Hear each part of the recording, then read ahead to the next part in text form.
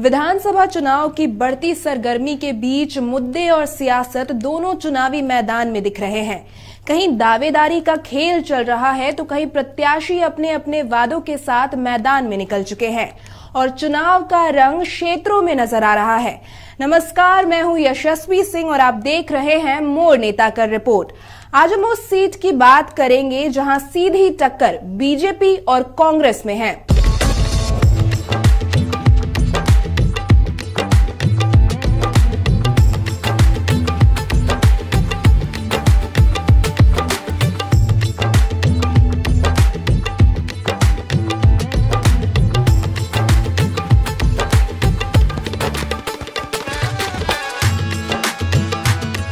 झारखंड का एक VIP seat है काके। रांची शहरी क्षेत्र में आने की वजह से इसका काफी इलाका शहर का हिस्सा है, लेकिन काके का इलाका काफी बड़ा है और ये पतरातू से लेकर झीरी तक जाता है। राजधानी से सटे होने के कारण आसपास के ग्रामीण इलाके थोड़े विकसित दिखते हैं, लेकिन यहाँ की जनता महंगाई और स्वास्थ्य सेवा से बहुत खुश नहीं है। काके का मतलब होता है उबड़ खाबड़, और काके एक विधानसभा क्षेत्र है। ये वो विधानसभा क्षेत्र है यहाँ पिछले 18 वर्षों से भारतीय जनता पार्टी का जो उम्मीदवार है वो चुनाव जीतता रहा है, और वर्तमान में जो विधायक हैं उनका नाम है समरी लाल। तो समरी लाल इस क्षेत्र के विधायक हैं और इस क्षेत्र में कितना डेवलपमेंट हुआ है और किन किन समस्याओं से काके के लोग जूझ रहे हैं, ये तलाशने हम निकले हैं। और इसके साथ साथ ये भी बता दें कि काके विधानसभा जो है शहरी और ग्रामीण क्षेत्रों का एक मिला जुला स्वरूप है। शिक्षा की बात करें तो एक बड़ा केंद्र है, मेडिकल की बात करें तो एक बड़ा केंद्र है, कृषि की बात करें तो एक बड़ा केंद्र है, और इसके साथ साथ कनेक्टिविटी की बात करेंगे तो हुंदूर में रेलवे स्टेशन भी है। तो अब काके किस तरह विकास कर रहा है और काके में क्या ज़रूरत है, इन तमाम चीज़ों को लेकर हम कई लोगों से मिलेंगे और बातचीत करेंगे। तो हम चलते हैं काके की ओर और जानने की कोशिश करते हैं कि काके में किन किन समस्याओं से लोग परेशान हैं। झारखंड के सबसे विकसित विधानसभा क्षेत्रों में काके का नाम आता है। रांची लोकसभा के शहरी क्षेत्र में बसा काके का अधिकतर क्षेत्र शहरी क्षेत्र में दिखता है। कई मायनों में काके राज्य में कई महत्वपूर्ण कारणों से अपनी एक अलग जगह बनाता है। अगर खेल की बात करें तो बिरसा मुंडा स्टेडियम से लेकर खेलगांव तक इसी विधानसभा क्षेत्र का हिस्सा है। मोरहाबादी मैदान खेल के साथ साथ राजनीतिक बिसात का भी गवाह रहा है। अगर शिक्षा की बात करें तो रांची कॉलेज और रांची विश्वविद्यालय ने प्रदेश में ही नहीं बल्कि देश में अपनी एक अलग पहचान बनाई है। काके में लॉ यूनिवर्सिटी और कई ऐसे कॉलेज भी स्थित हैं, जिनकी बदौलत क्षेत्र आज 88% साक्षरता के साथ विकास की तस्वीर पेश कर रहा है। लेकिन काके विधानसभा ने स्वास्थ्य के क्षेत्र में अपनी एक अलग पहचान बनाई है। 1992 में स्थापित आरएमसीएच को 2002 में रिम्स में तब्दील कर इसे पूर्वी भारत में एक अलग पहचान दी गई। रिम्स के अलावा काके विधानसभा क्षेत्र में देश का सबसे बड़ा मनोवैज्ञानिक अस्पताल रिनपास और सबसे पुराना मनोवैज्ञानिक केंद्र सीआईपी भी स्थित है। अगर कृषि की बात करें तो बिरसा कृषि विश्वविद्यालय ने अपने कई रिसर्च पेपर्स और उत्पादों के द्वारा देश में एक अलग पहचान बनाई। इस वक्त हम काके विधानसभा क्षेत्र में हैं और ये वो परिसर है जहाँ सामुदायिक स्वास्थ्य केंद्र है। सामुदायिक स्वास्थ्य केंद्र काके का जो है हम कह सकते हैं कि यहाँ अंग्रेजी माध्यम की भी दवा मिलती है, मतलब डॉक्टर्स बैठते हैं। इसके साथ साथ राज्य सरकार ने जो पहल की थी कि राजकीय आयुर्वेदिक औषधालय Shah health and wellness centre, तो ये भी काम यहाँ करता है। और यहाँ पे जो डॉक्टर्स की जो टीम है और अभी योगा का भी जो है यहाँ प्रशिक्षण दिया जाता है। तो हम यहाँ पहुँचे हैं और ये भी जानने की कोशिश करेंगे कि किस तरह से मरीजों का यहाँ इलाज होता है, और हमारे साथ डॉक्टर अबीता जी हैं और इनसे बात भी करेंगे और समझने की कोशिश करेंगे। लेकिन उससे पहले आपको ये एक चार्ट हम दिखाते हैं और ये 2023 का है और यहाँ पे ये जो आप नया रोगी, पुराना रोगी, कुल योग आप देख रहे हैं, ये पेशेंट यहाँ आते हैं और यहाँ जो होम्योपैथिक चिकित्सा का जो लाभ है वो यहाँ रहने वाले जो सिटीज़न हैं वो लेते हैं। तो पहले हम डॉक्टर मैम से बात करेंगे। मैम ये बताइए, पहले सबसे पहले पूरा परिचय अपना। जी, मेरा नाम डॉक्टर अबीता कुमारी हुआ। मैं 29 सितंबर 2022 से यहाँ आयुष सामुदायिक स्वास्थ्य पदाधिकारी के रूप में नियुक्त हूँ। तब से कंटिन्यूअस हम अपने यहाँ सेवा दे रहे हैं। यह बताते हुए मुझे काफ़ी प्रसन्नता हो रही है कि इतने कम समय में हम लोगों ने इतना अच्छा सुविधा दिया और लोग इतने खुश हैं हमारे यहाँ की चिकित्सा पद्धति से कि पहली बार ऐसा हो रहा है मैडम कि आयुष की भी पद्धति से हम लोगों का इलाज किया जा रहा है। मैम, जैसे कि अभी देखते हैं शहर में भी कि लोग होम्योपैथी के तरफ लोगों का रुझान बढ़ा है, तो यहाँ जो पेशेंट आते हैं वो किस तरह की समस्याओं को लेकर आपके पास आते हैं और उसमें महिलाओं की संख्या कितनी रहती है, पुरुषों की संख्या कितनी रहती है और बच्चों का भी इलाज होता है? जी, क्योंकि मैं एक महिला चिकित्सक हूँ सर, तो इस चीज़ का मुझे फ़ायदा है कि हमारे यहाँ महिला रोगियों का संख्या काफ़ी ज़्यादा है in comparison to male and बच्चे, और मेल और बच्चे का भी काफ़ी संख्या में इलाज हम लोग कर रहे हैं। मोस्ट पॉपुलर डिजीज़ जो है सर यहाँ पर अर्थराइटिस, ऑस्टियोआर्थराइटिस, चर्म रोग और कब्ज, एसिडिटी, कॉन्स्टिपेशन, ये सब का पेशेंट बहुत ज़्यादा अभी बढ़ते जा रहे हैं। तो एलोपैथी में वो नहीं भी जाना चाहते हैं क्योंकि उससे उनको है कि और एसिडिटी की समस्या हो जाती है। मैडम पूरा परिचय।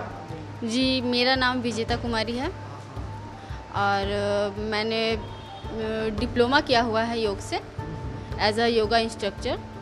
जी, और ये बताइए कि क्या यहाँ लगातार योगा का प्रशिक्षण आप देती हैं? कितने लोग आते हैं यहाँ? लगातार योगा का प्रशिक्षण मैं देती हूँ। यहाँ लोगों की संख्या दिन ब दिन बढ़ती जा रही है। जिन लोगों को इंटरेस्ट ज़्यादा है वो रेगुलर हैं और कुछ पेशेंट हैं। ऐसा कहा जाता है कि आप लगातार योगा करेंगे तो कोई भी दवा आपको खानी नहीं पड़ेगी, आप फिजिकली फिट रहेंगे? जी, ये बिल्कुल सही बात है कि योग करने से फिजिकली फिट रहते हैं, मन भी शांत रहता है और वो कहते हैं ना, करो योग रहो निरोग। तो ये बात सत्य है कि योग करने से बहुत बेनिफिट्स है हमारे बॉडी में। ये आप देखेंगे, ये कब इसका उद्घाटन हुआ, ये भानु प्रताप शाही जब स्वास्थ्य मंत्री हुआ करते थे और उस वक्त के विधायक रामचंद्र बैठा थे जो अब इस दुनिया में नहीं है। तो एक बड़ा कक्ष है, तो आयुष सेंटर भी लोगों का इलाज कर रहा है और यहाँ कुछ मेडिसिनल जो प्लांट हैं वो लगाए गए हैं। तो एक अच्छी पहल है, इस पहल का तमाम लोग लाभ उठा रहे हैं और आंकड़े मैंने जो दिखाया है वो आंकड़े लगातार बढ़ रहे हैं।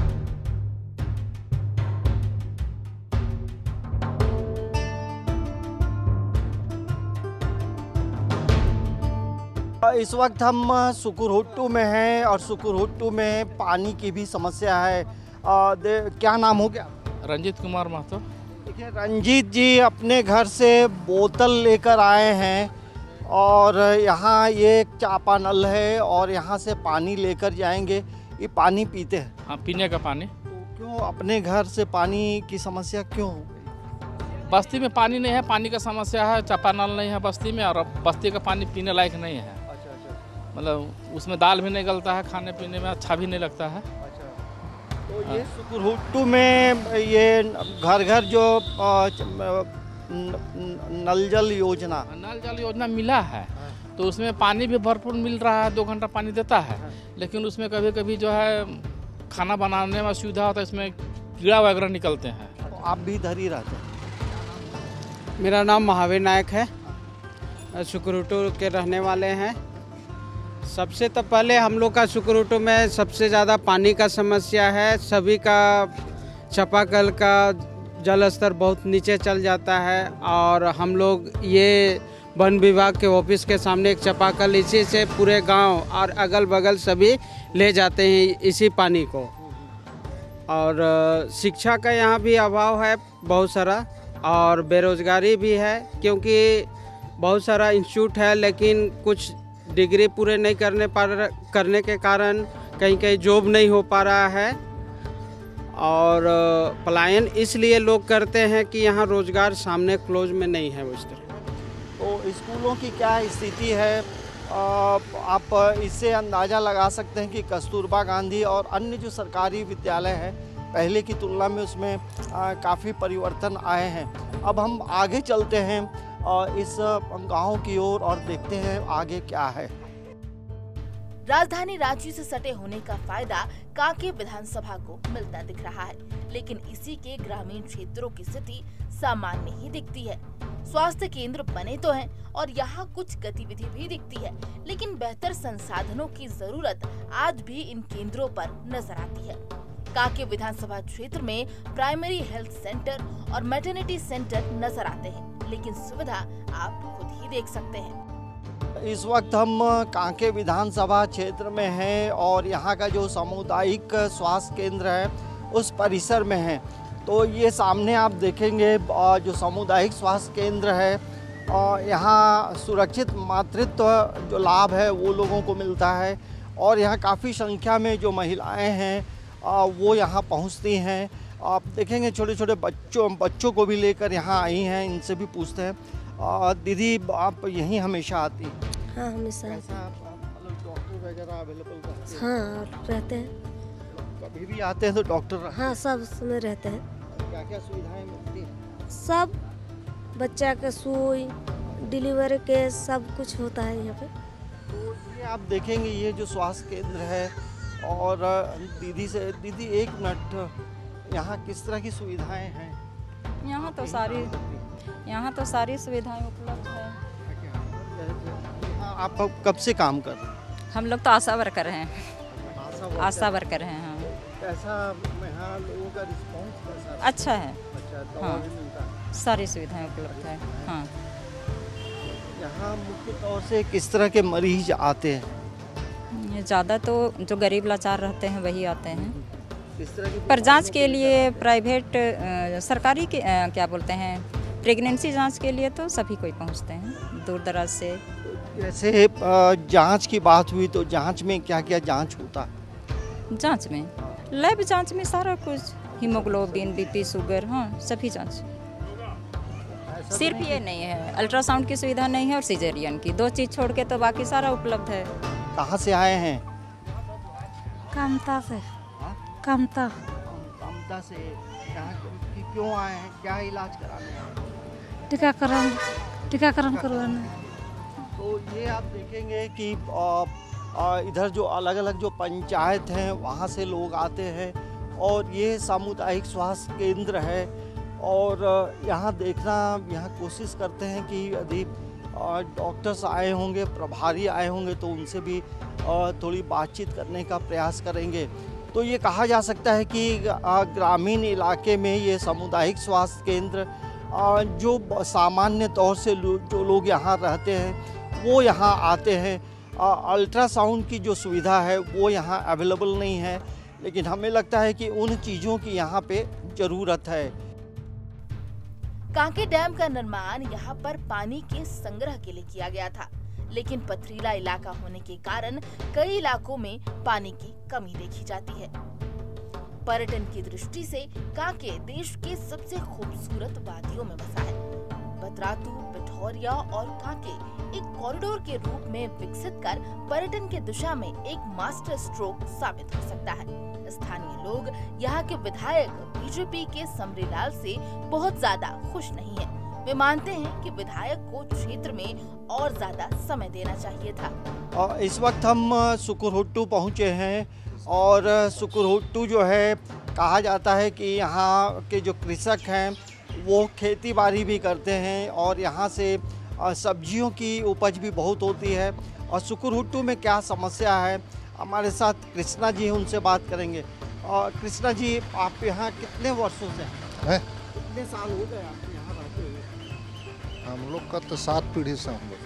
7 पीढ़ी? हेलो, ठीक है, आप बोलते हैं। यहाँ आपका नाम हो गया कृष्णा प्रसाद साहू। हम लोग यहाँ खानदानी आदमी, हम लोग 7 पीढ़ी से यहाँ निवास कर रहे हैं सुकुरहुट्टू ग्राम में। तो क्या समस्या अभी है सुकुरहुट्टू में? अभी तत्काल तो यह समस्या है बिजली का, रोड चौड़ीकरण होना चाहिए। यहाँ चौड़ीकरण के चलते हर आधा घंटा 1 घंटा में जाम हो जाता है यहाँ।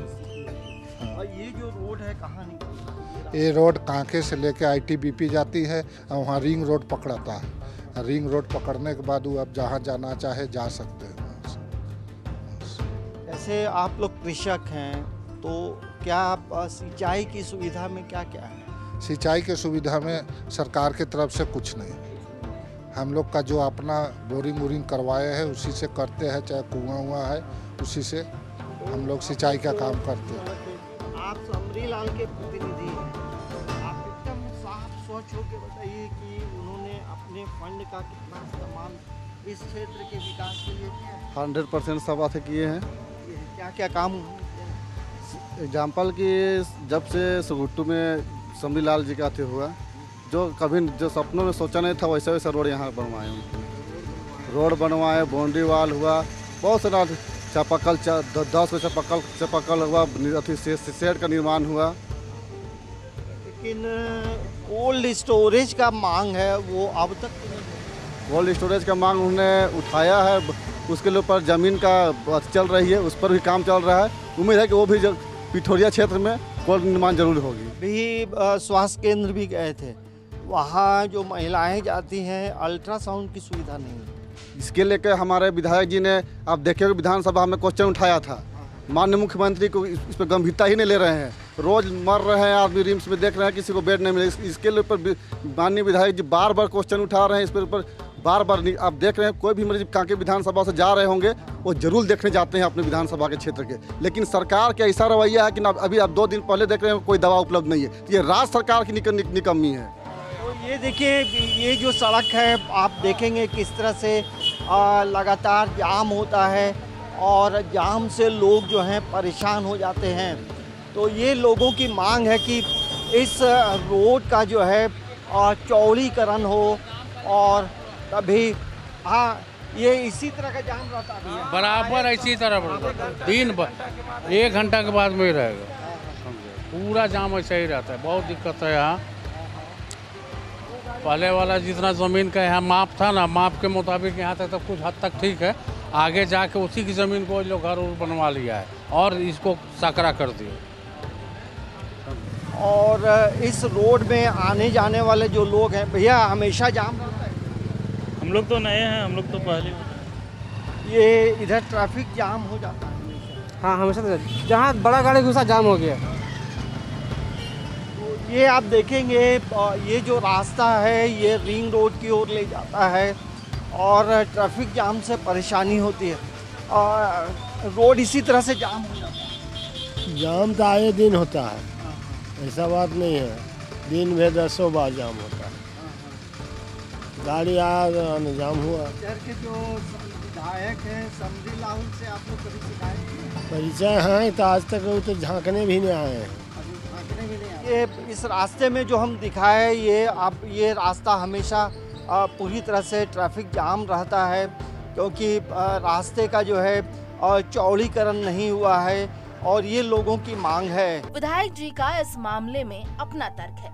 विधायक जी ये भी मानते हैं कि कई प्रोजेक्ट्स को वर्तमान सरकार ने आगे नहीं बढ़ाया है, जिसका खामियाजा यहाँ की जनता भुगत रही है। आज कांके की वादियों में इतिहास और वर्तमान दोनों की तस्वीर नजर आती है। जरूरत है इसे और संवारने की। हमारे साथ कांके विधानसभा के विधायक समरीलाल जी हैं और समरीलाल कांके विधानसभा क्षेत्र में लगभग हम कह सकते हैं कि कई जगहों में काफ़ी लोकप्रिय हैं, क्योंकि मैं कल कई जगहों में घूमा हूं। कई लोगों ने यह भी शिकायत की है कि चुनाव जीतने के बाद वो नज़र नहीं आते हैं। अब हम तमाम सवालों को लेकर उनसे सीधे बातचीत करेंगे। विधायक जी, कल आपके क्षेत्र में मैं घूम रहा था, कई लोगों ने कहा कि सड़कें बनी हैं, काम हुआ है, लेकिन कई ऐसे लोग भी मिले जिन्होंने कहा कि चुनाव जीतने के बाद तो विधायक जी नज़र नहीं आते। ये बात तो हम नहीं कर सकते, वो जनता नहीं कोई नेता लोग होगा, जनता ऐसा नहीं बोल सकती है, क्योंकि लगातार हम अपने क्षेत्र में रहे हैं और आज तो हम विधायक बने हैं, लेकिन लगातार 38 वर्षों से उस क्षेत्र में लगातार मैं सेवा किया। ये मेरा 7वां चुनाव था, 6 चुनाव में हारा, लेकिन क्षेत्र में रहता था। और रही जहाँ बात विकास की, तो निश्चित तौर पर पहले जो काम नहीं हुआ था, बहुत सा काम तो हमारी सरकार थी रघुवर दास की, तो 80% काम हो चुका था। कोई ऐसा गांव नहीं है जहां सड़क नहीं है। थोड़ी मोड़ी जो बची हुई उनका जो के समय का जो बचा हुआ था, वो इस बार हमने पूरा किया है। दूसरा हमारा है गांव में बगदा, जो एकदम मिनी कश्मीर की तरह, कभी गांव जाएंगे आप बगदा, उरगुट्टू से बगदा रास्ता है, वो जर्जर स्थिति में 15-20 साल से पड़ा हुआ था। तो हमने सुरीद बगीचा से लेकर बगदा होते हुए उसको रिंग रोड, वो पतरातू घाटी में ताला टाड़, वो वहाँ वो रास्ता जुटता है, वो अभी सैंक्शन करा दिया, अभी टेंडर प्रक्रिया में गया हुआ है। अच्छा, ये हेसल जो रातू रोड में पड़ता है, हेसल से कांके रोड जोड़ने वाली जो सड़क है, क्या उसके लिए कोई प्रपोजल, कोई पहल हो रही? हेसल हेसल रातू रोड से कांके नहीं होते हुए, हाँ वो तो आ गया प्रपोजल, हाँ प्रपोजल आ गया और वो बहुत जल्दी ही उस पर कार्रवाई होगी। अभी झीरी में जो डंपिंग यार्ड है, उसके वजह से जो जयपुर पंचायत है और जो पोटपोटो नदी है, वो कहीं ना कहीं दूषित हो रहा है, लोग परेशान। निश्चित तौर पर जयपुर तो थोड़ा दूर भी पड़ता है, लेकिन चेड़ी और मनातू, झीरी के बाद जैसे ही 50 मीटर के बाद हमारा विधानसभा शुरू होता है, जहाँ से जगुआर का कैंप है, टेंडर गाँव है पीछे, और इधर चेड़ी मनातू।